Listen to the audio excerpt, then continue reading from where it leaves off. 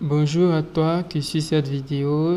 Je te souhaite la bienvenue dans les notions de base du langage HTML. Dans cette vidéo, nous allons répondre à la question qu'est-ce que le langage HTML5?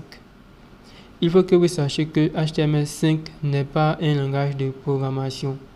C'est vrai que c'est un langage, mais ce n'est pas un langage de programmation. À la base, HTML5 signifie Hypertext Markup Language. Nous sommes à la version 5, c'est la dernière version révisée majeure du HTML.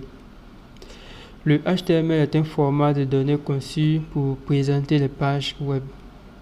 Cette version a été finalisée le 28 octobre 2014. Le HTML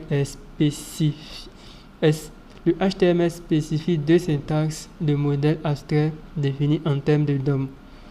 On a le HTML5 et on a le XHTML5. Nous allons dans cette vidéo aborder plus le HTML5. Le langage comprend également une couche d'application avec de nombreuses API, un algorithme qui définit afin de pouvoir traiter les documents à la syntaxe conforme ou non conforme à la syntaxe non conforme. Désolé.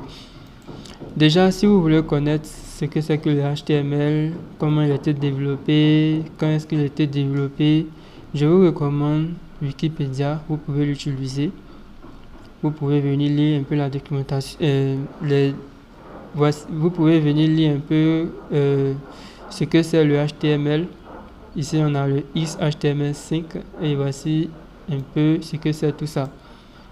Dans la vidéo prochaine, nous allons détailler un peu en détail qu'est-ce que une balise, comment écrire une balise. Le logiciel que nous aurons besoin pour créer des fichiers HTML se nomme un éditeur de code. Et nous, dans cette vidéo, nous allons utiliser Visual Studio Code. Vous pouvez, si vous voulez, utiliser Block-Notes, c'est pas grave. Vous pouvez utiliser Notepad++, vous pouvez utiliser Sublime Text, vous pouvez utiliser le logiciel que vous voulez. Maintenant, pour exécuter les différentes balises, on va utiliser notre navigateur. Le navigateur, c'est l'outil que vous utilisez même pour suivre cette vidéo. Moi, j'utilise Chrome. Vous pouvez utiliser Chrome, vous pouvez utiliser Firefox, Opera, peu importe le navigateur, on va travailler avec. Donc, on continue dans la prochaine vidéo où nous allons voir l'éditeur de texte que nous allons utiliser tout au long de cette formation.